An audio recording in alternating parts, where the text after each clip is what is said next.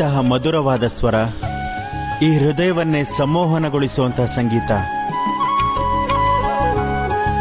ಈ ಸಂಗೀತದ ಮಧುರ ಸ್ವರವೇ ಆಮಂತ್ರಣ. ನನಗನ್ನಿಸ್ತಾ ಇದೆ ಯಾರೋ ಬೇತಾಳನನ್ನ ಕರೀತಿದ್ದಾರೆ ಅಂತ.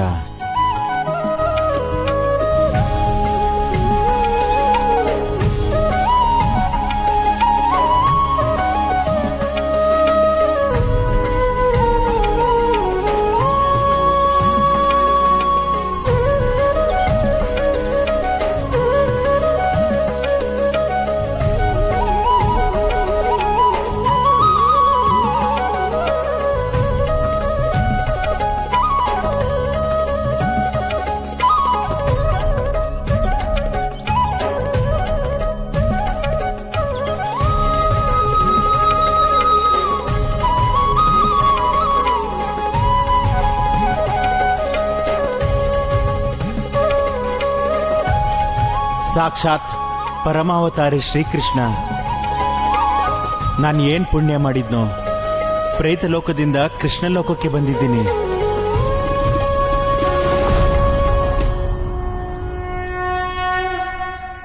ನಿಮ್ಮ ದರ್ಶನದಿಂದಲೇ ಈ ಪ್ರೇತ ಧನ್ಯವಾಯಿತು ಪ್ರಭು.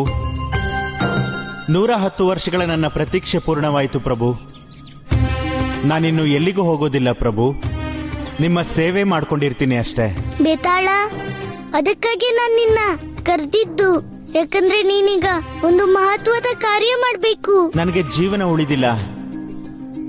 ಜಗತ್ತಿಗಂತೂ ನಾನು ಮಹತ್ವಹೀನನೇ.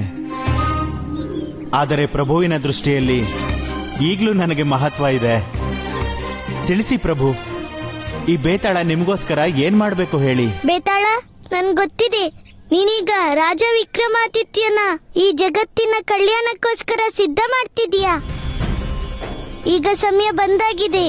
ನೀನಿವತ್ತು ರಾಜ ವಿಕ್ರಮಾದಿತ್ಯನಿಗೆ ನನ್ನ ಜೀವನವನ್ನು ಆಧರಿಸಿದ ಕತೆ ಹೇಳ್ಬೇಕು. ಇದರಿಂದ ನಿನ್ನ ಮತ್ತು ರಾಜ ವಿಕ್ರಮಾದಿತ್ಯ ಇಬ್ಬರ ಉದ್ದೇಶನು ಬೇಗನೆ ಪೂರ್ತಿಯಾಗ್ಬಿಡತ್ತೆ. ತಮ್ಮ ಆಜ್ಞೆ ಪ್ರಭು, ತಮ್ಮ ಆಜ್ಞೆ.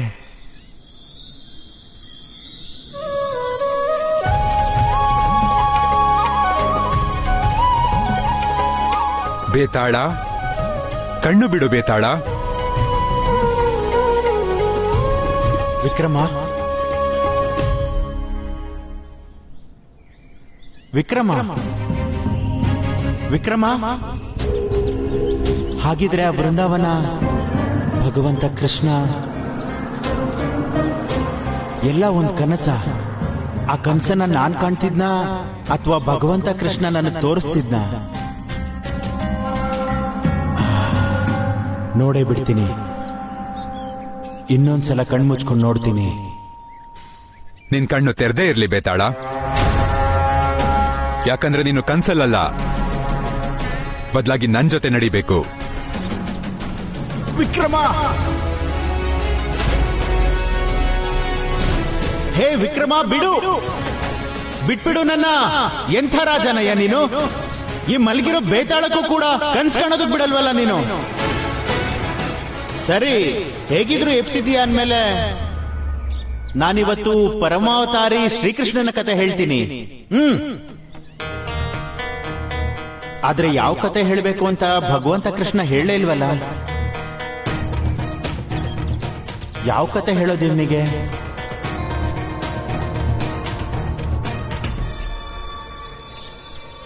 ಈಗ ಒಂದೇ ಮಾರ್ಗ ಉಳಿದಿರೋದು.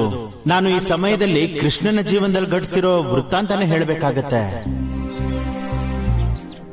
ಹಾಗೆ ಮಾಡಿದ್ಮೇಲೆ ಈ ಸಮಯದಲ್ಲಿ ಬೃಂದಾವನದಲ್ಲಿ ಶ್ರೀಕೃಷ್ಣ ಏನ್ ಮಾಡ್ತಿದ್ದಾನೆ ಅಂತ ನೋಡ್ಬೇಕಲ್ಲ.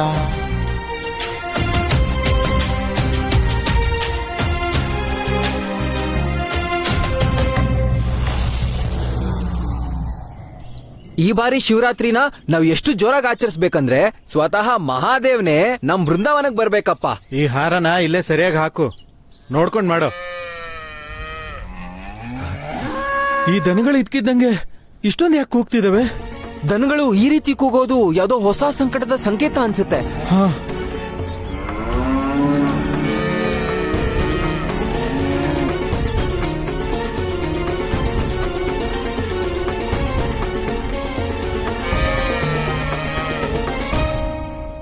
ಶಂಕರ, ನೀನ್ ಇಲ್ಲಿ ಏನು ವಿಷಯ? ಏನು ಮಾತೆ ಪಾರ್ವತಿಗೆ ಇಷ್ಟು ದೊಡ್ಡ ಅಪಾಯನ? ಎಲ್ಲಿದ್ದಾರೆ ಮಾತೆ ಪಾರ್ವತಿ? ನಿನ್ ಜೊತೆಗೆ ಬರ್ಬೇಕಾ? ಆಗ್ಲಿ ನಡಿ. ಶಂಕರ, ಬೇಗ ತೋರ್ಸು, ಎಲ್ಲಿದ್ದಾರೆ ಮಾತೆ ಪಾರ್ವತಿ? ತೋರ್ಸಪ್ಪ ಶಂಕರ, ತೋರ್ಸು ಬೇಗ. ರಾಜನಿಲ್ಲಿ ಶ್ರೀಕೃಷ್ಣ ಪಾರ್ವತಿನ ಹುಡುಕ್ತಾ ಇದ್ದಾನೆ. ಮತ್ತೆ ಜಗತ್ತಿನ ದೊಡ್ಡ ಸಂಕಟ ಅಂದ್ರೆ ಅಸುರ ಅಂಧಕನು ಮಾತೆ ಪಾರ್ವತಿನೇ ಹುಡುಕ್ತಿದ್ದಾನೆ. ಅಂಧಕನ ಮನಸ್ಸಿಗೆ ಬೆಳಕನ್ನ ತಂದವಳೆ,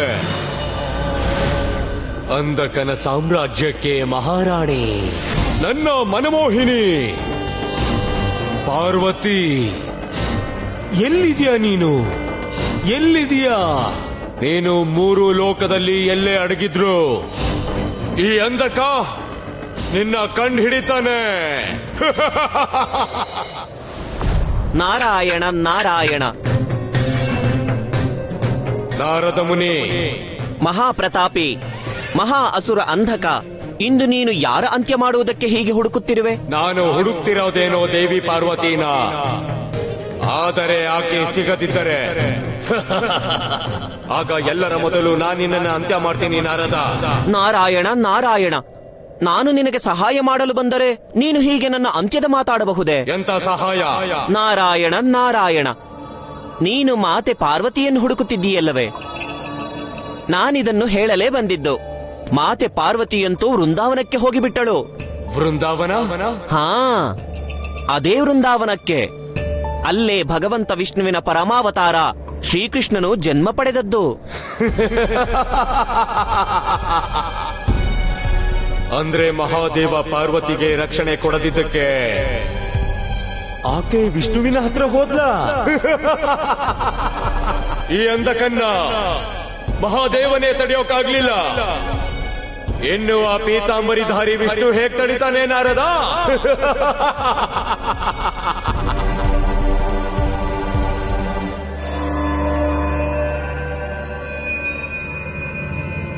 ಆದ್ರೆ ಒಂದು ವಿಷಯ ನನಗೆ ಅರ್ಥನೇ ಆಗ್ತಿಲ್ಲ ನಾರದ, ನೀನ್ ಯಾಕೆ ಅಸುರರ ಪಕ್ಷ ವಹಿಸ್ತೀಯ? ಈಗ ನೀನು ಯಾವುದೇ ರೀತಿ ಮೋಸ ಮಾಡ್ತಾ ಇಲ್ಲ ತಾನೇ ನನ್ ಜೊತೆ? ನಾರಾಯಣ ನಾರಾಯಣ, ಅಸುರ ರಾಜ, ಪೂರ್ತಿ ಜಗತ್ತಿಗೆ ತಿಳಿದಿದೆ ಈ ನಾರದ ಯಾರಿಗೂ ಸಹಾಯ ಮಾಡಲಾರ ಮತ್ತು ಯಾರಿಗೂ ಮೋಸವನ್ನೂ ಕೂಡ ಮಾಡಲಾರ. ನಾನು 3 ಲೋಕದಲ್ಲೂ ಅಸುರರೋ ಇಲ್ಲ ದೇವರೋ ಅವರಿಗೆ ಕೇವಲ ಸೂಚನೆಯನ್ನು ತಲುಪಿಸುವೆ. ಒಂದು ವೇಳೆ ನಿನಗೆ ನಂಬಿಕೆ ಇಲ್ಲದಿದ್ದರೆ ನಂಬಬೇಡ. ನಿಮ್ಮ ದೇವತೆಗಳ ಮೂರ್ಖತೆಯಲ್ಲಿ ನನಗೆ ಪೂರ್ತಿ ವಿಶ್ವಾಸವಿದೆ ನಾರದ.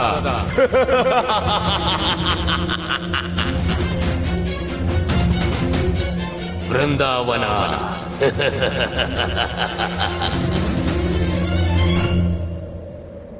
ನಾರಾಯಣ ನಾರಾಯಣ, ನನಗಂತೂ ಪೂರ್ಣ ವಿಶ್ವಾಸವಿದೆ ಅಂಧಕ. ನಟರಾಜನಿಗೆ ನೀನ್ ಯಾವ ಮೋಸವನ್ನು ಮಾಡಿದೆಯೋ ಅದರ ಪರಿಣಾಮ ಮತ್ತು ಬಹುಮಾನ ಎರಡನ್ನು ನಿನಗೆ ನಟವರ ಕೊಡುತ್ತಾನೆ. ನಟವರ ಶ್ರೀಕೃಷ್ಣ. ಅದಕ್ಕೆಂದೇ ನಾನು ನಿನ್ನನ್ನು ವೃಂದಾವನಕ್ಕೆ ಕಳಿಸಿದ್ದು. ನಾರಾಯಣ ನಾರಾಯಣ.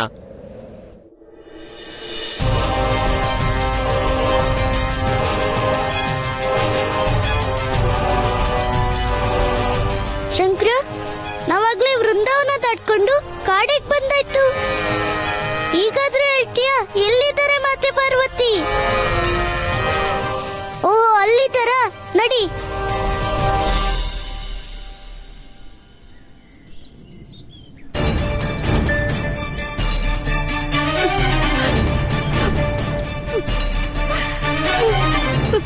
ಮಾತೆ, ನೀವು ಇಲ್ಲಿ?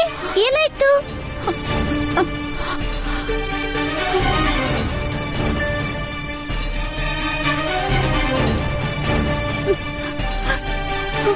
ಮಾತೆ, ನಿಮ್ಮ ಕಣ್ಣಲ್ಲಿ ನೀರು? ಅಂತ ತೊಂದ್ರೆ ಏನಾಗಿದೆ? ಯಾವ ಕಾರಣಕ್ಕೆ ನೀವು ಹಿಮಾಲಯದಿಂದ ಇಲ್ಲಿಗೆ ಬಂದಿದ್ದು? ಹೇ ಪರಮಾವತಾರಿ, ನಾನು ಅಸಹಾಯಕಳು. ಏಕೆಂದರೆ ಯಾರ ಸ್ವಾಮಿ ಪೂರ್ತಿ ಜಗತ್ತಿನ ರಕ್ಷಣೆ ಮಾಡುವರೋ, ಯಾರಿಂದ ಯಾವ ಅಸುರನು ಉಳಿಯಲಾರನೋ ಅಂತಹ ಮಹಾದೇವನ ಧರ್ಮ ಪತ್ನಿಯಾದರೂ ಇಂದು ನಾನು ನನ್ನ ರಕ್ಷಣೆಗಾಗಿ ಅಲಿಯಬೇಕಾಗಿದೆ. ಏಕೆಂದರೆ ಸ್ವತಃ ಮಹಾದೇವನು ಇಂದು ನನ್ನ ರಕ್ಷಣೆ ಮಾಡಲಾಗುತ್ತಿಲ್ಲ.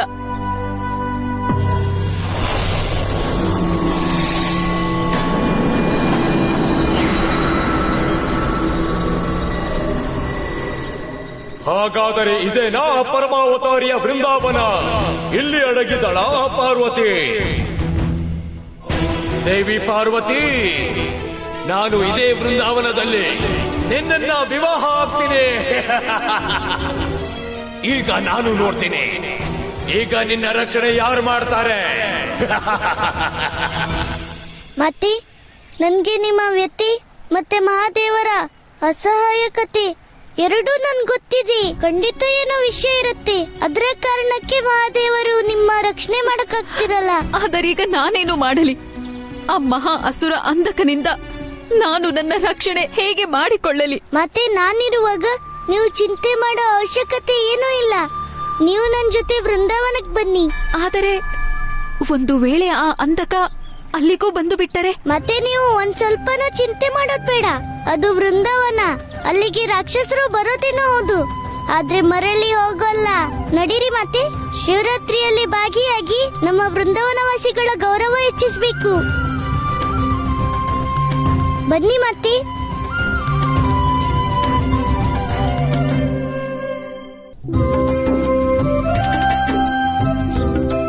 ಅಯ್ಯೋ ಅಣ್ಣ, ಈ ಬಾರಿ ಭಂಗಿನ ಸ್ವಲ್ಪ ನೋಡ್ಕೊಂಡ್ ಮಾಡ್ಬೇಕು. ಮತ್ತೆ ಹಿಂದಿನ ವರ್ಷದ ಹಾಗೆ ಪೂರ್ತಿ ವೃಂದಾವನ ಬಾಳ ಮತ್ತಿನಲ್ಲಿದ್ರಾಗಲ್ಲ. ಅಮ್ಮ, ಅಯ್ಯೋ ಕಂದ, ಇಷ್ಟೊತ್ತು ಎಲ್ಲಿದ್ದೆ ನೀನು? ಅಮ್ಮ, ನಾನು ಇವರನ್ನೇ ಕರ್ಕೊಂಬರಕ್ ಹೋಗಿದ್ದೆ. ಇವ್ರ ಹೆಸರು ಮಾತೆ ಪಾರ್ವತಿ. ಇವರು ಶಿವರಾತ್ರಿಗೆ ನಮ್ಮ ವಿಶೇಷ ಅತಿಥಿಗಳು. ಮಾತೆ ಪಾರ್ವತಿ? ಅಮ್ಮ, ನನ್ಗೆ ಅರ್ಥ ಆಗ್ತಿದೆ ನೀನ್ ಏನ್ ಯೋಚಿಸ್ತಿದ್ಯ ಅಂತ. ಆದ್ರೆ ಅಷ್ಟು ದೂರ ಹಿಮಾಲಯದವರೆಗೂ ಹೋಗೋ ಅವಶ್ಯಕತೆ ಏನೂ ಇಲ್ಲ. ನೀನೀಗ ಸರಿಯಾಗಿ ಕೇಳು. ಮಾತೆ ಪಾರ್ವತಿ ಮಹಾದೇವರ ಬಹಳ ದೊಡ್ಡ ಭಕ್ತಿ ಹಾಗೂ ನಮ್ಗೆ ಅತಿಥಿ. ಭಕ್ತೆ? ಹಾಗಿದ್ರೆ ನೀನು ಇವ್ರನ್ನ ಸರಿಯಾದ ಜಾಗಕ್ಕೆ ಕರ್ಕೊಂಡ್ ಬಂದಿದ್ಯಾ? ಇಡೀ ಬ್ರಜಮಂಡಲದಲ್ಲಿ ವೃಂದಾವನದ ಹಾಗೆ ಶಿವರಾತ್ರಿನ ಎಲ್ಲೂ ಆಚರಿಸಲ್ಲ. ನಿಮ್ಗೆ ಸ್ವಾಗತ. ಬನ್ನಿ. ಈಗ ನಾನು ಆ ಮಹಾರಾಕ್ಷಸ ಅಂಧಕನ ಅಂತ್ಯ ಮಾಡ್ಬೇಕು. ಆಗ ಮಾತ್ರನೇ ಮಾತೆ ಪಾರ್ವತಿಯ ರಕ್ಷಣೆ ಮಾಡ್ಬೋದು. ರಾಜನ್, ಈ ಘಟನೆ ನಟವರ ಮತ್ತೆ ನಟರಾಜನ ಮಧ್ಯೆ ಘಟಿಸುವಂತ ಬಹಳ ದೊಡ್ಡ ದುರ್ಘಟನೆ ಅನ್ನಿಸ್ತಾ ಇದೆ. ಏನಾದ್ರೂ ಗೊತ್ತಾಯ್ತಾ ರಾಜನ್? ಗೊತ್ತಾಗ್ಲಿಲ್ವಾ? ನಾನ್ ತಿಳಿಸ್ತೀನಿ.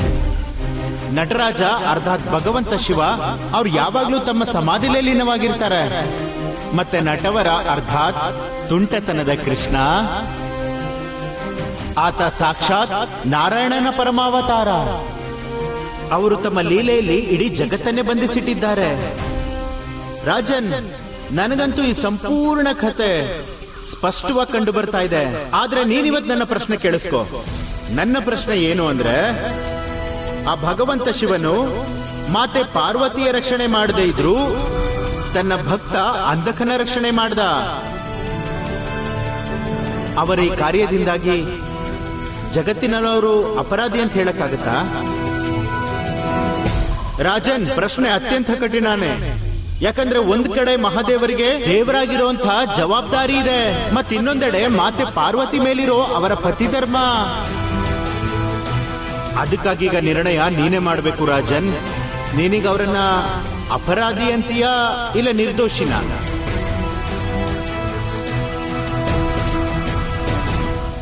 ಆದ್ರೆ ನೀನು ಇದರ ನಿರ್ಧಾರಕ್ಕೆ ಬರ್ಬೇಕು ಅಂತಂದ್ರೆ ನೀನು ಪೂರ್ತಿ ಕತೆ ಕೇಳಬೇಕು. ಸರಿ, ನಾನಿವತ್ ನಿನಗೆ ನಟರಾಜ ಶಿವ ಮತ್ತು ನಟವರನ ಕತೆನ ನಾನು ಕಂಡ ಹಾಗೆ ಹೇಳ್ತೀನಿ. ಈ ಕತೆ, ಇದರ ಕೇಂದ್ರ ಬಿಂದು ಜಗತ್ತಿನ ಅತ್ಯಂತ ಭಯಂಕರ, ಅತ್ಯಂತ ಶಕ್ತಿಶಾಲಿ ಅಸುರ ಅಂಧಕ.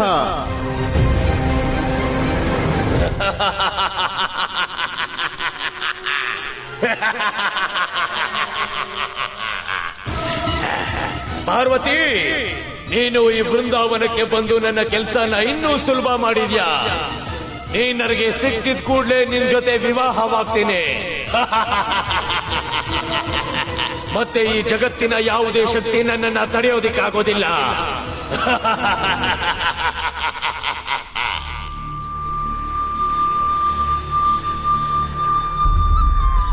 ಅಂಧಕ, ನೀನು ನಿನ್ನ ಮೋಹದಲ್ಲಿ ಅಂಧನಾಗಿದ್ದೀಯ. ನಿನ್ಗೆ ಏನು ಕೂಡ ಕಾಣಿಸ್ತಿಲ್ಲ. ಆದ್ರೆ ನೀನು ಮಾತೆ ಪಾರ್ವತಿಯ ಕಡೆ ಅಲ್ಲ, ಬದಲಿಗೆ ನಿನ್ನ ಮೃತ್ಯುಯ ಕಡೆಗೆ ಹೋಗ್ತಿದೀಯ. ಈಗ ನಾನು ನಿನ್ನ ಅಂತ್ಯ ಮಾಡಿ ಮಾತೆ ಪಾರ್ವತಿ, ಮತ್ತೆ ಈ ಜಗತ್ತನ್ನ ನಿನ್ ಭಯದಿಂದ ಮುಕ್ತಿಗೊಳಿಸ್ಬೇಕು. ಪ್ರಭು, ನಾನು ನಿಮ್ಮನ್ನೇ ಹುಡುಕುತ್ತಿದ್ದೆ. ಗುರುದೇವ, ನೀವು? ಪ್ರಣಾಮ. ಪ್ರಭು, ನಾನು ನಿಮ್ಮನ್ನೇ ಹುಡುಕುತ್ತಿದ್ದೆ. ಯಾವ ಅಂಧಕನ ಅಂತ್ಯ ಮಾಡಲು ನೀವು ಹೊರಟಿದ್ದೀರೋ ಆ ಕಾರ್ಯ ನೀವೀಗ ಮಾಡುವಂತೆ ಇಲ್ಲ. ನೀವೀಗ ಏನ್ ಹೇಳ್ತಿದ್ದೀರ ಗುರುದೇವ? ಆ ಅಂಧಕ ಅಧರ್ಮಿ, ಪಾಪಿ. ಅವನು ಮಾತೆ ಪಾರ್ವತಿಗೆ ಕೆಟ್ಟದ್ ಮಾಡ್ಬೇಕಂತಿದ್ದಾನೆ.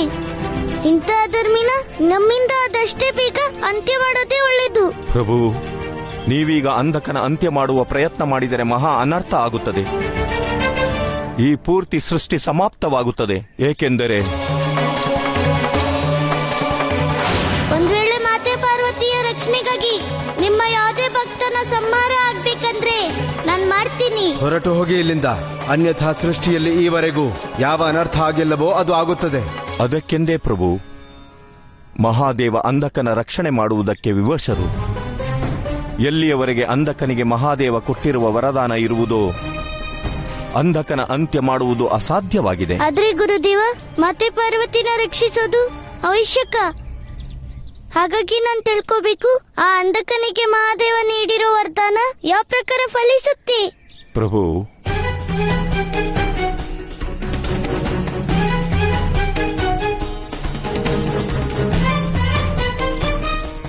ನನ್ಗೆ ಅರ್ಥ ಆಯ್ತು ಗುರುದೇವ.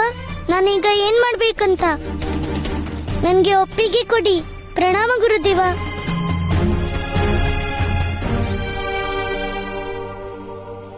ರಾಜನ್, ಪರಮಾವತಾರಿ ಶ್ರೀಕೃಷ್ಣ ಮಾತೆ ಪಾರ್ವತಿಯ ರಕ್ಷಣೆ ಮತ್ತು ಅಂಧಕನ ಅಂತ್ಯ ಮಾಡುವ ವ್ಯವಸ್ಥೆ ಆರಂಭ ಮಾಡ್ದ. ಆದ್ರೆ ನೀನು ಯೋಚಿಸ್ತಾ ಇರ್ತೀಯ, ಆ ಭಗವಂತ ಶಿವನು ಅಂಧಕನಿಗಿಂತ ವರದಾನ ಯಾಕೆ ಕೊಟ್ಟ? ಇದರಿಂದ ಪತ್ನಿ ಜೀವನನೇ ಅಪಾಯಸಿಕೊಳ್ಳುತ್ತಲ್ಲ.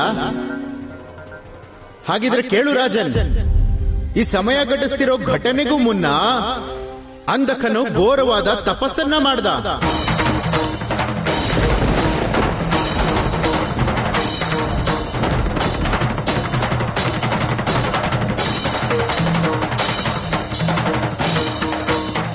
ನಿಲ್ಲಿಸು ವತ್ಸ ಅಂಧಕ.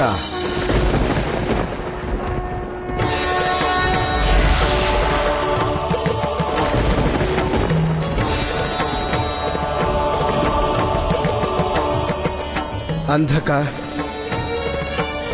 ನಿನ್ನಯ ತಪಸ್ಸಿನಿಂದ ನಾನು ಪ್ರಸನ್ನನಾದೆ. ಹೇ ದೇವಾದಿದೇವ ಮಹಾದೇವ, ನಿಮ್ಮ ದರ್ಶನ ಪಡೆದು ನಾನು ಧನ್ಯನಾದೆನು ಪ್ರಭು, ಧನ್ಯನಾದೆನು. ನಿನ್ನ ಕಠೋರ ತಪಸ್ಸಿನಿಂದ ಹುಟ್ಟಿದ ಪ್ರಚಂಡ ಅಗ್ನಿ ಸಂಪೂರ್ಣ ಜಗತ್ತನ್ನೇ ನಾಶ ಮಾಡುತ್ತಿತ್ತು. ಅದಕ್ಕಾಗಿ ನಾನು ಬರಲೇಬೇಕಾಯಿತು. ಹೇಳು, ಯಾವ ವರದಾನ ಬಯಸುವೆ? ಹೇ ಮಹಾದೇವ, ನೀವು ಮೂರು ಲೋಕದಲ್ಲೂ ಸರ್ವಶಕ್ತಿ ಉಳ್ಳವರು. ನೀವು ಸ್ವಯಂಭೂ ಪ್ರಭು. ನೀವು ಜೀವನ ಮತ್ತು ಮೃತ್ಯುವಿನ ಪಾಲಕರು. ನೀವು ಏನು ಬೇಕಾದರೂ ಮಾಡಬಲ್ಲರಿ ಪ್ರಭು. ಏನು ಬಯಸುವೆ ಅಂಧಕ? ನಾನು ಬಯಸುವುದು ಇಷ್ಟೇ, ನನಗಿನ್ನು ಜೀವನದಲ್ಲಿ ಯಾವುದೇ ಪ್ರಕಾರದ ಸಂಕಟ ಬಂದರೂ ನೀವೇ ಸ್ವತಃ ನನ್ನ ರಕ್ಷಣೆ ಮಾಡಬೇಕು. ಇದೇನು ಕೇಳುತ್ತಿರುವೆ ಅಂಧಕ? ಹೌದು ಪ್ರಭು, ನನಗೆ ಇದೇ ವರದಾನ ಬೇಕಿದೆ. ಯಾವಾಗಲೇ ನನ್ನ ಜೀವಕ್ಕೆ ಅಪಾಯ ಬಂದರೂ ಆಗ ಸಾಕ್ಷಾತ್ ನೀವೇ ನನ್ನ ರಕ್ಷಣೆ ಮಾಡಬೇಕು ಪ್ರಭು, ನೀವೇ ರಕ್ಷಣೆ ಮಾಡಬೇಕು. ತಥಾಸ್ತು, ಹಾಗೆಯೇ ಆಗಲಿ.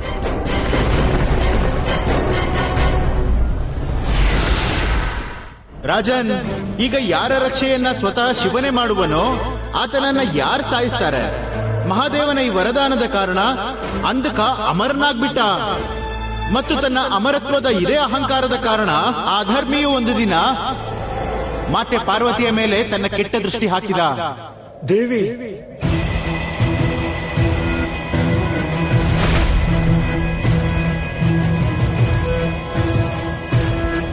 ಇನ್ನು ನೀವು ನಿಮ್ಮ ಅತೀತವನ್ನ ಮರೆತು ಬಿಡಿ ದೇವಿ, ಏಕೆಂದರೆ ಇನ್ನು ಮುಂದೆ ಅಂಧಕನೇ ನಿಮ್ಮ ವರ್ತಮಾನ ಮತ್ತು ಭವಿಷ್ಯ. ಬನ್ನಿ, ಬಂದು ನಿಮ್ಮ ಭಾವಿ ಪತಿಯನ್ನು ಮನಸ್ಸಿನಿಂದ ಒಪ್ಪಿಕೊಳ್ಳಿ ದೇವಿ, ಮನಸ್ಸಾರೆ ಒಪ್ಪಿಕೊಳ್ಳಿ ದೇವಿ. ಅಂಧಕ, ನಾನು ಮಹಾದೇವನ ಪತ್ನಿ ಪಾರ್ವತಿ ಎಂದು ನೀನು ಮರೆತಿರುವೆ. ದೇವಿ, ಇದನ್ನೇ ನಾನು ಹೇಳುತ್ತಿದ್ದೇನೆ. ನೀವು ಕೂಡ ಮರೆತು ಬಿಡಿ, ಏಕೆಂದರೆ ಭವಿಷ್ಯಕ್ಕಾಗಿ ಭೂತಕಾಲವನ್ನು ಮರೆಯೋದು ಅತಿ ಅವಶ್ಯಕವಾದದ್ದು. ನೀನು ನಿನ್ನ ಅಹಂಕಾರದಲ್ಲಿ ಅಂಧನಾಗಿರುವೆ. ಈಗ ನೀನು ಒಂದೇ ಒಂದು ಮಾತನಾಡಿದರು ನಾನು. ಆದ್ರೆ ನೀವೇನ್ ಮಾಡ್ತೀರಾ? ಹತ್ಯೆ ಮಾಡ್ತೀರಾ? ಹಾಗಾದ್ರೆ ಮಾಡಿ ನನ್ನ ಹತ್ಯೆ. ಅಲ್ಲದೆ ಅಂಧಕ ನಿಮ್ಮ ಪ್ರೇಮದಲ್ಲಿ ಆತ್ಮಹೀನನಾಗಿದ್ದಾನೆ. ನಿಮ್ಮ ಕೈಯಿಂದ ಸತ್ತು ಹೋಗಿ ನಾನು ಮೋಕ್ಷ ಪ್ರಾಪ್ತಿ ಮಾಡಿಕೊಳ್ಳುತ್ತೇನೆ. ದೇವಿ, ಬೇಕಿದ್ದರೆ ನನ್ನ ಅಂತ್ಯ ಮಾಡಬಹುದು, ಆದರೆ ಈ ಪ್ರಕಾರ ನನ್ನಿಂದ ಮುಖ ತಿರುಗಿಸಿ ಹೋಗಬೇಡಿ ದೇವಿ. ಏಕೆಂದರೆ ನೀವೆಲ್ಲಿಯೇ ಹೋದರೂ ಅಲ್ಲಿ ನನ್ನನ್ನೇ ನೋಡುತ್ತೀರಾ.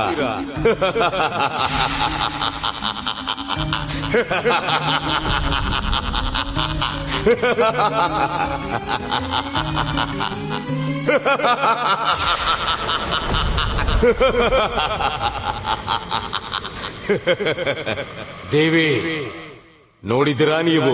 ಇಲ್ಲಿಂದ ಹೋಗಲು ನಿಮಗೆ ಯಾವ ಮಾರ್ಗವೂ ಉಳಿದಿಲ್ಲ. ಹಾಗಾಗಿ ನಿಮ್ಮ ಪ್ರೇಮದಲ್ಲಿ ಅಂಧನಾದ ಈ ಅಂಧಕನನ್ನ ವಿವಾಹ ಆಗಲೇಬೇಕು. ನಿನಗೆ ಈವರೆಗೂ ಸ್ತ್ರೀಯ ಶಕ್ತಿ ಏನೆಂದು ತಿಳಿದಿಲ್ಲ. ಅವಶ್ಯಕತೆ ಬಂದರೆ ಸ್ತ್ರೀ ಕಾಳಿಯೂ ಆಗಬಲ್ಲಳು.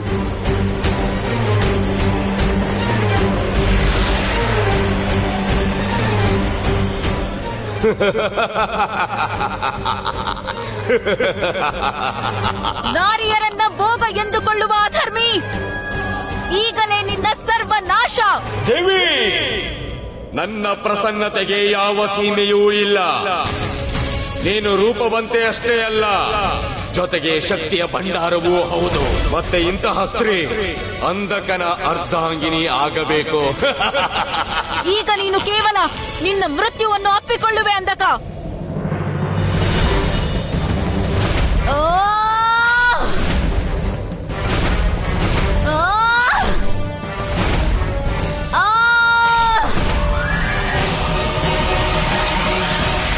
ದೇವಿ, ನಿನ್ನ ಈ ಕ್ರೋಧ, ನಿನ್ನ ಈ ರಣಚಂಡಿಯ ರೂಪ ನನ್ನನ್ನು ಇನ್ನೂ ಮೋಹಗೊಳಿಸುತ್ತಿದೆ.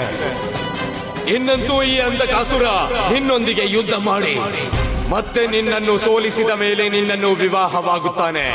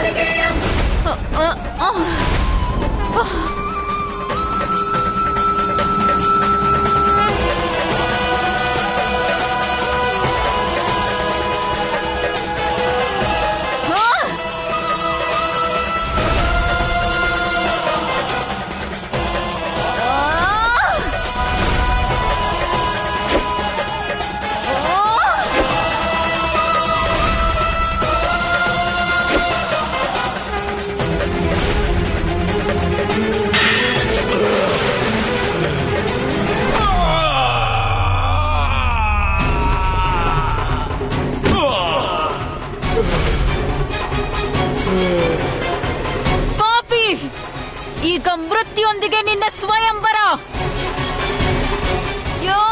ದೇವಿ,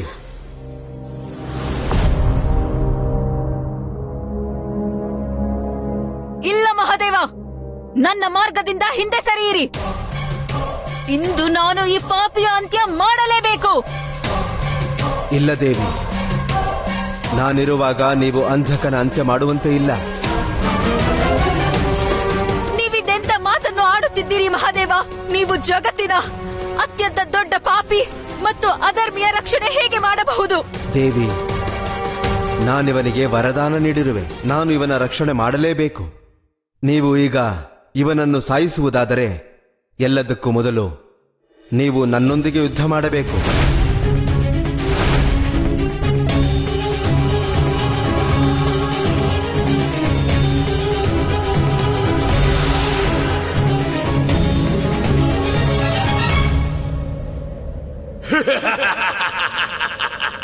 ದೇವಿ, ಕೇಳಿಸ್ತಾ ನಿಮ್ಗೆ?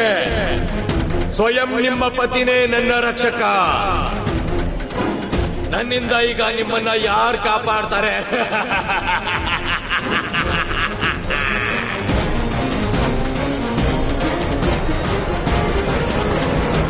ರಾಜನೀಗ ನಿನಗೆ ಈ ಸ್ಥಿತಿಯ ಗಂಭೀರತೆ ಅರಿವಾಗಿರಬಹುದು, ಮತ್ತೆ ಮಹಾದೇವನ ವಿವಶತೆ ಕೂಡ. ಆದರೆ ಜಗತ್ತಿನ ಅತ್ಯಂತ ದೊಡ್ಡ ಸಂಕಟದ ಎದುರಿಗೆ ನೀನು ನನ್ನ ಪ್ರಶ್ನೆ ಮರೆಯೋ ಹಾಗಿಲ್ಲ. ಆ ಮಹಾದೇವನು ಪತ್ನಿಯ ರಕ್ಷಣೆ ಮಾಡದೆ ತನ್ನ ಭಕ್ತ ಅಂಧಕನ ರಕ್ಷಣೆ ಮಾಡದ. ತಮ್ಮ ಈ ಕಾರ್ಯದಿಂದಾಗಿ ಜಗತ್ತಿನಲ್ಲಾತ ಅಪರಾಧಿ ಅನ್ನಿಸ್ಕೊಳ್ತಾನ?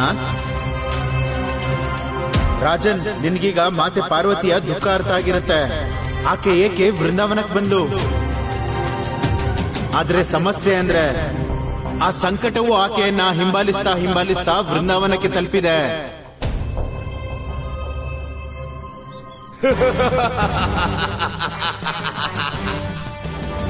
ಒಂದು ವೇಳೆ ವೃಂದಾವನದ ವಾಸಿಗಳು ನನಗೆ ಸಹಕಾರ ಕೊಡದೇ ಇದ್ರೆ, ಒಂದು ವೇಳೆ ಇವರು ಪಾರ್ವತಿಯ ಜಾಗ ತಿಳಿಸದೇ ಇದ್ರೆ, ಆಗ ಇಲ್ಲಿರೋ ವಿಷ್ಣುವಿನ ಭಕ್ತರನ್ನ ನಾನು ಸರ್ವನಾಶ ಮಾಡಿಬಿಡ್ತೀನಿ. ರಾಕ್ಷಸ ರಾಜ ಅಂಧಕನಿಗೆ, ರಾಕ್ಷಸ ರಾಜ ಅಂಧಕನಿಗೆ, ರಾಕ್ಷಸ ರಾಜ ಅಂಧಕನಿಗೆ. ರಾಕ್ಷಸರ ರಾಜ ಅಂಧಕ, ವಿಷ್ಣುವಿನ ಧಾಮದಲ್ಲಿ ರಾಕ್ಷಸರ ರಾಜ ಅಂಧಕನ ಜೈ ಜೈಕಾರ. ರಾಕ್ಷಸ ರಾಜ ಅಂಧಕ ರಾಕ್ಷಸನಿಗೆ. ಬಾಲಕರೇ, ಈ ವೃಂದಾವನದಲ್ಲಿ ಇಂಥದ್ದೆಲ್ಲ ಯಾವಾಗಿಂದ ಶುರುವಾಗಿದೆ? ನೀವೆಲ್ಲರೂ ದೇವಗಣದ ಪೂಜೆಯನ್ನು ಬಿಟ್ಟು ರಾಕ್ಷಸರ ಪೂಜೆ ಯಾವಾಗಿಂದ ಶುರು ಮಾಡಿದ್ರು? ರಾಕ್ಷಸ ರಾಜ ಅಂಧಕ, ಇದು ವೃಂದಾವನದ ಹೊಸ ಪೀಳಿಗೆ. ನಮ್ಗೆ ಗೊತ್ತಿದೆ ಯಾರ್ ಜೊತೆ ಇದ್ರೆ ನಮ್ಗೆ ಒಳ್ಳೇದಂತ, ಅಲ್ವಾ ಗೆಳೆಯರಿ? ಮತ್ತಿನ್ನೇನ್ ಕೃಷ್ಣ, ನಮ್ಮೆಲ್ರಪ್ಪ, ಅವರಪ್ಪ ಮತ್ತೆ ಅವರೆಲ್ರ ಅಪ್ಪ ದೇವರ ಭಕ್ತರೆ. ಆದ್ರೆ ಅವ್ರಿಗೆ ಏನ್ ಸಿಕ್ತು? ಇವತ್ತು ಬೆಣ್ಣೆಯಿಂದಲೇ ಹೊಟ್ಟೆ ತುಂಬಬೇಕು. ಗೆಳೆಯ ಸುಬಲ, ಈಗ ಚಿಂತೆ ಮಾಡ್ಬೇಡ. ರಾಕ್ಷಸ ರಾಜ ಸ್ವತಃ ನಮ್ ವೃಂದಾವನಕ್ಕೆ ಬಂದಿದ್ದಾರೆ. ಇನ್ನು ನಮ್ಗಿರೋ ಎಲ್ಲ ಸಮಸ್ಯೆನೂ ದೂರ ಆಗ್ಬಿಡುತ್ತೆ. ಬನ್ನಿ ರಾಕ್ಷಸ ರಾಜ, ಈಗ ಈ ವೃಂದಾವನ ಭೂಮಿ ನಿಮ್ಮನ್ನ ಸ್ವಾಗತ ಮಾಡುತ್ತೆ.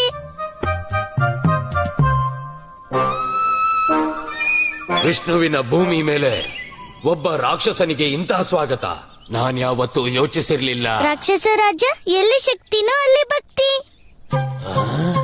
ಮತ್ತೆ ನೀವು ನೋಡಿದ್ರೆ 3 ಲೋಕಕ್ಕೂ ಸ್ವಾಮಿ. ನಿಜವಾಗಿ ಇದು ನಮ್ಮ ಸೌಭಾಗ್ಯನೇ. ಸರಿ, ಅಸುರ ರಾಜ ಅಂಧಕ ಮೊದಲನೇ ಬಾರಿ ವೃಂದಾವನಕ್ಕೆ ಬಂದಿದ್ದು. ನೀನು ಕೇವಲ ಮಾತಿಂದಲೇ ಇವರ ಅತಿಥಿ ಸತ್ಕಾರ ಮಾಡ್ತೀಯ ಅಥವಾ? ಅಯ್ಯೋ ಸುಬಲ, ಸಾಕ್ಷಾತ್ ರಾಕ್ಷಸ ರಾಜನ್ನ ನೋಡಿದ ಕೂಡ್ಲೆ ದೇವತೆಗಳೇ ಎಲ್ಲ ಮರ್ತ್ ಬಿಡ್ತಾರೆ. ನಾನಂತೂ ಚಿಕ್ಕ ಬಾಲಕನಪ್ಪ, ಕ್ಷಮಿಸ್ಬೇಕು ರಾಕ್ಷಸ ರಾಜ. ಆದ್ರೆ ನೀವು ನಮ್ಗೆ ತಿಳಿಸ್ತೀರಾ ನಿಮ್ಗೆ ಯಾವ ಪ್ರಕಾರದ ನೈವೇದ್ಯ ನೀಡ್ಬೇಕು? ನಾವು ನಿಮ್ಗೆ ಎಂತ ಪ್ರಸಾದ ಅರ್ಪಿಸೋದು? ಪ್ರಸಾದ? ನಾವೆಲ್ಲ ಭಗವಂತಂಗೆ ಪ್ರಸಾದನೇ ಅರ್ಪಿಸೋದಲ್ವಾ ರಾಕ್ಷಸ ರಾಜ? ಭಗವಂತಂಗೆ ಪ್ರಸಾದನ ಅರ್ಪಿಸ್ಲೇಬೇಕಲ್ಲ. ಸರಿ, ಹಾಗಾದ್ರೆ ಪ್ರಸಾದದಲ್ಲಿ ಏನೇನಿದೆ ಹೇಳು? ಪ್ರಸಾದದಲ್ಲಿ ಕಪ್ಪುದನದ ಹಾಲಿದೆ, ಮತ್ತೆ ಬಿಳಿತನದ ಬೆಣ್ಣೆ, ಮತ್ತೆ ಗಟ್ಟಿಯಾಗಿರೋ ಮೊಸರು, ಮತ್ತೆ ಸಿಹಿ ಸಿಹಿ ಕೋವಾ. ಗೆಳೆಯರಿ, ಇದ್ರ ಹೆಸ್ರಿ ಕೋವಾ.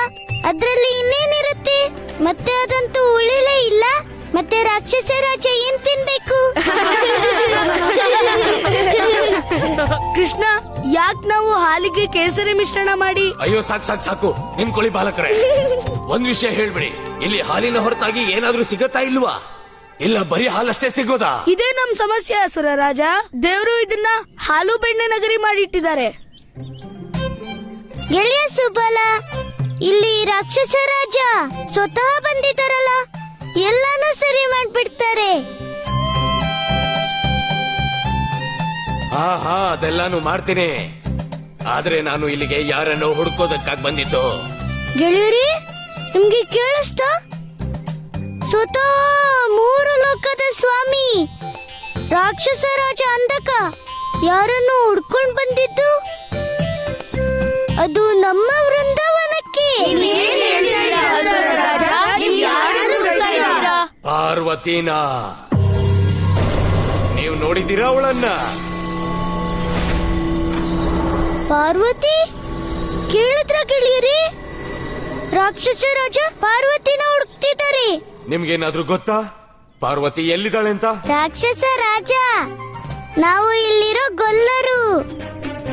ಮತ್ತೆ ನಮ್ಗೆ ಗೊತ್ತಿಲ್ಲ ಅಂದ್ರೆ ಇನ್ನ ಯಾರಿಗ್ ಗೊತ್ತಿರತ್ತೆ?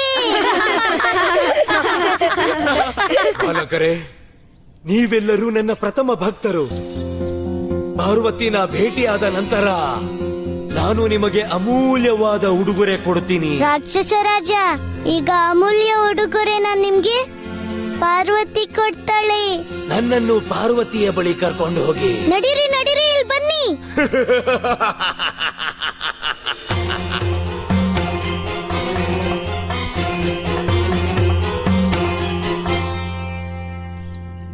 ಎಲ್ಲಿದ್ದಾಳೆ ದೇವಿ ಪಾರ್ವತಿ?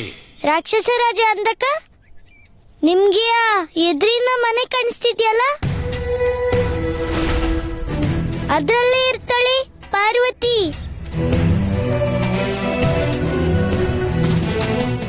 ರಾಕ್ಷಸ ರಾಜ, ಯಾವ ಯೋಚನೆಯಲ್ಲಿ ಮುಳುಗಿದ್ದೀರಾ? ಅಲ್ಲ, ಏನಾದ್ರೂ ನಿಮ್ಗೆ ಭಯ ಆಗ್ತಿದ್ಯಾ? ಒಂದ್ ವೇಳೆ ಭಯ ಆಗ್ತಿದ್ರೆ ನಾನು ಬರ್ಲಾ? ಬೇಡ, ನೀವೆಲ್ಲರೂ ಇಲ್ಲೇ ಇರಿ. ನಾನು ದೇವಿ ಪಾರ್ವತಿಯನ್ನ ಏಕಾಂತದಲ್ಲಿ ನೋಡ್ಬೇಕು. ದೇವಿ ಪಾರ್ವತಿ, ನಾನು ಬರ್ತಾ ಇದ್ದೀನಿ.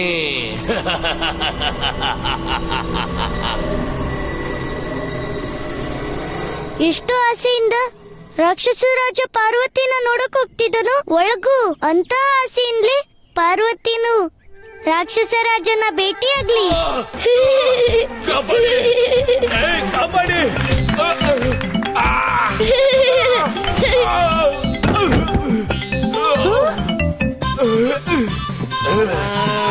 ಇದೇನು ಬಾಲಕರೇ? ಏನಾಯ್ತು ರಾಕ್ಷಸ ರಾಜ? ಯಾರು? ಅಯ್ಯೋ, ಇವಳೆ ತಾನೇ ನಮ್ ಪಾರ್ವತಿ. ಅಲ್ಲ, ನಿಮಗಿದು ಪಾರ್ವತಿ ಅನ್ನಿಸ್ತಾ ಇದ್ಯಾ? ನಾನು ಪಾರ್ವತಿ ಮಾತೆ ವಿಷಯವನ್ನ ಹೇಳ್ತಾ ಇದ್ದಿದ್ದು, ಈ ದನದ ವಿಷಯ ಅಲ್ಲ. ಅಯ್ಯೋ, ನೀವು ಮೊದ್ಲೇ ಹೇಳ್ಬೇಕಿತ್ತು ಅಲ್ವಾ? ನಿಮ್ಗೆ ಪಾರ್ವತಿ ಚಿಕ್ಕಮ್ಮನ ನೋಡ್ಬೇಕಾ?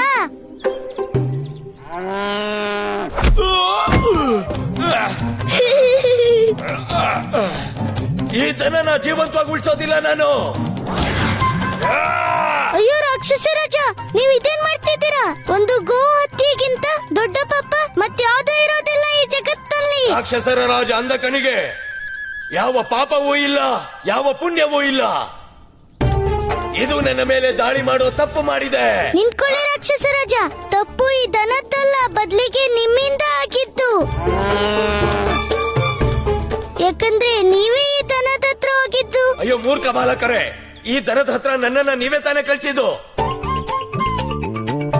ಕ್ಷಮಿಸ್ಬೇಕು ರಾಕ್ಷಸ ರಾಜ, ನೀವು ಯಾವ ಪಾರ್ವತಿಯ ಬಗ್ಗೆ ಹೇಳ್ತಿದ್ರು ಅದನ್ನ ತಿಳ್ಕೊಳ್ತೇನೆ ತಪ್ಪು ಮಾಡ್ಬಿಟ್ವಿ.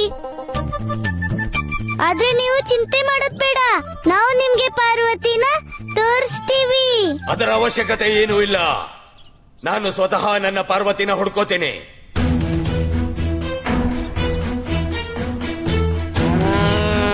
ಈಗ ಏನಾದ್ರೂ ಆಗ್ಲಿ, ನಾನು ಈ ಅಂಧಕನ ಮಾತೆ ಪಾರ್ವತಿಯ ಬಳಿ ಹೋಗದಂತೆ ತಡಿಬೇಕು. ಸೋದರಿ ಪಾರ್ವತಿ, ನೀವು ಸರಿಯಾದ ಸಮಯಕ್ಕೆ ವೃಂದಾವನಕ್ಕೆ ಬಂದಿದ್ದೀರಾ. ಮಹಾಶಿವರಾತ್ರಿಯ ಸಮಯದಲ್ಲಿ ಇಡೀ ವ್ರಜಮಂಡಲದ ಶಿವಭಕ್ತರು ನೀರು ಮತ್ತೆ ನೈವೇದ್ಯ ತಗೊಂಡು ಗೋಪೇಶ್ವರ ಮಂದಿರಕ್ಕೆ ಹೋಗ್ತಾರೆ. ಅಲ್ಲೇ ಮಹಾಶಿವರಾತ್ರಿಯ ಪೂಜೆ ಆಗೋದು. ನಿಮಗೆ ಮಹಾದೇವನ ಮೇಲಿರುವ ಭಕ್ತಿಯನ್ನ ನಾನು ಇಲ್ಲಿಯವರೆಗೂ ಎಲ್ಲಿಯೂ ಕಂಡಿಲ್ಲ.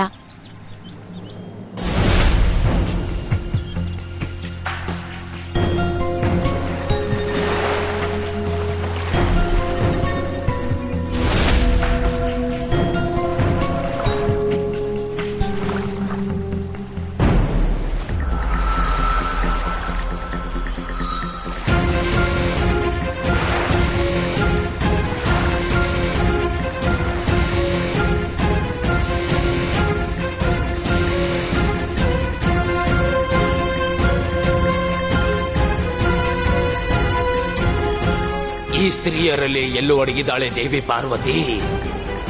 ನಾನು ಅವಳನ್ನ ಹುಡುಕ್ಲೇಬೇಕು.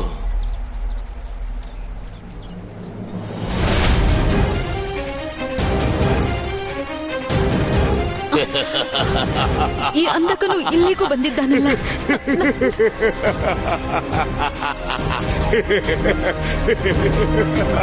ಇದೇನು ಅಂಧಕ ಅಂತ ಮಾತೆ ಪಾರ್ವತಿ ಬಳಿ ತಲುಪಿದ್ದಾನೆ.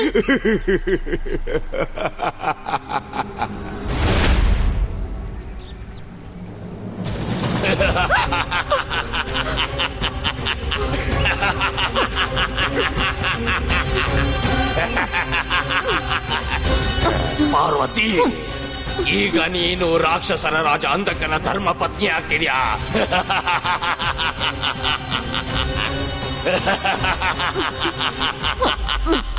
ಅಯ್ಯೋ ರಾಕ್ಷಸ ರಾಜ, ನೀವಿಲ್ಲಿ ಏನ್ ಮಾಡ್ತಿದ್ದೀರಾ? ಯಾರ್ದಾದ್ರೂ ಕೈನ ಹಿಡ್ಕೊಳ್ಳೋ ಮೊದ್ಲು ಒಂದ್ ಬಾರಿ ಅವರನ್ನ ನೋಡ್ಕೋಬೇಕಲ್ವಾ?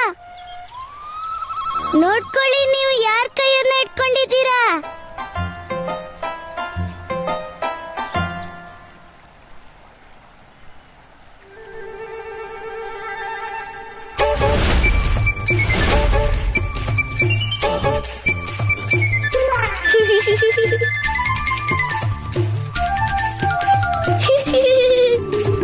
ಇದೆಂತ ಮಾಯೇನೋ?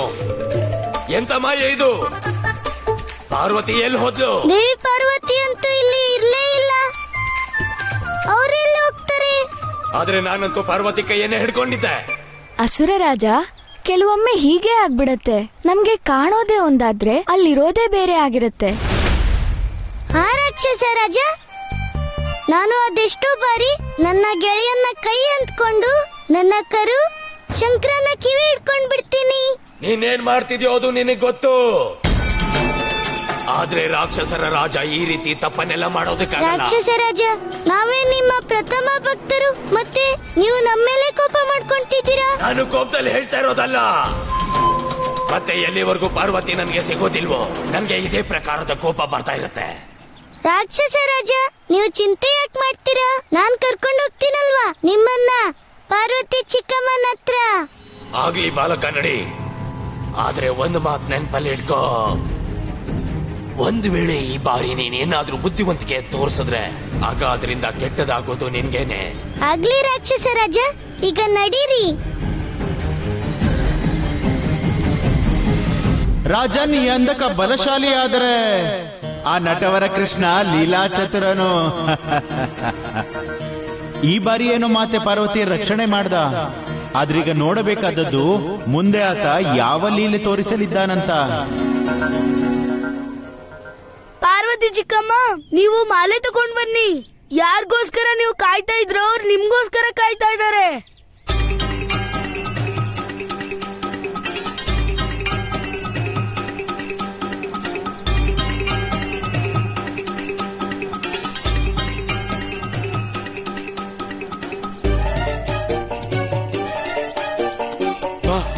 ಪಾರ್ವತಿ, ಅಸುರ ರಾಜ, ಪಾರ್ವತಿ ಚಿಕ್ಕಮ್ಮ ನಿಮ್ ಎದುರು ನಿಂತಿದ್ದಾಳೆ. ಮತ್ ನೀವು ಅವಳೆದ್ರು ತೊದಲ್ತಾ ನಿಲ್ಲೋದಾ? ನನ್ ಪಾರ್ವತಿ ನನ್ನನ್ನ ವಿವಾಹ ಮಾಡ್ಕೊಳ್ಳೋದಕ್ ಬಂದಿದ್ದಾಳ.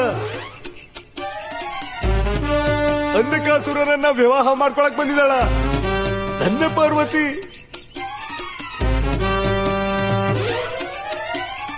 ನನ್ನ ಪಾರ್ವತಿ.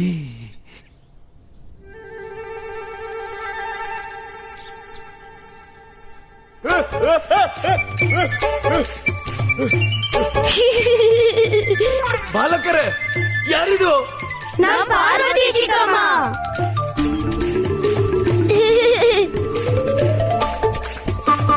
ಚಿಕ್ಕಮ್ಮ, ಏನ್ ನೋಡ್ತಾ ಇದ್ದೀರಾ? ಇವರು ಅಷ್ಟು ದೂರದಿಂದ ನಿಮ್ಮನ್ನ ಮದ್ವೆ ಆಗಕ್ ಬಂದಿದ್ದಾರೆ. ಬರ್ಮಾಲೆ ಹಾಕಿ. ನಿಂತ್ಕೋ ನಿಂತ್ಕೋ ನಿಂತ್ಕೋ. ಇನ್ನೊಂದು ಹೆಜ್ಜೆ ಮುಂದೆ ಬಂದ್ರು ನಾನಿನ್ನ ಹತ್ಯೆ ಮಾಡ್ಬಿಡ್ತೀನಿ ಅಷ್ಟೇ. ಪ್ರಾಣನಾಥ, ನಾನ್ ನಿಜವಾಗ್ಲೂ ಸತ್ ಹೋಗೋದು ಈಗ. ನೀವ್ ನನ್ನನ್ನ ವಿವಾಹ ಮಾಡ್ಕೊಳ್ದೇ ಇದ್ರೆ. ನಾನು ಹೇಳ್ತಾ ಇದೀನಿ, ದೂರ ಇಡೋದನ್ನ. ಒಂದ್ ಹೆಜ್ಜೆನೂ ಮುಂದೆ ಬರ್ಬೇಡ ನೀನು. ನಾನು ಹೇಳ್ತಿದ್ದೀನಿ, ದೂರ ಇಡ್ಕೋ ಬರ್ಮಾಲೆನ. ನೀವೆಷ್ಟು ದೂರದಿಂದ ಬಂದಿದ್ದೀರಿ, ಮತ್ತೆ ನಾನು ಎಷ್ಟು ವರ್ಷದಿಂದ ನಿಮ್ಮ ಪ್ರತೀಕ್ಷೆ ಮಾಡಿದೆ. ಇವತ್ತು ನಮ್ಮಿಬ್ಬರ ಪ್ರತೀಕ್ಷೆ ಪೂರ್ಣವಾಗ್ಬಿಡತ್ತೆ. ಅಯ್ಯೋ ಮುದುಕಿ, ನಿನ್ಗೆ ಈ ಮುದಿ ವಯಸ್ಸಿನಲ್ಲಿ ವಿವಾಹ ಆಗೋ ಆಸೆನಾ? ಈಗ ನಿನ್ನ ವಯಸ್ಸು ವಿವಾಹ ಆಗೋದಲ್ಲ, ಮೃತ್ಯುಶಯ ಮೇಲೆ ಮಲ್ಕೊಳ್ಳೋದು. ಮತ್ತೆ ಈ ತಗೋ ವರಮಾಲೆನ ನೀನ್ ಹೆಣದ್ಮೇಲೆ ಹಾಕೊಂಬಿಡು ನೀನ್ ಹೆಣದ್ಮೇಲೆ.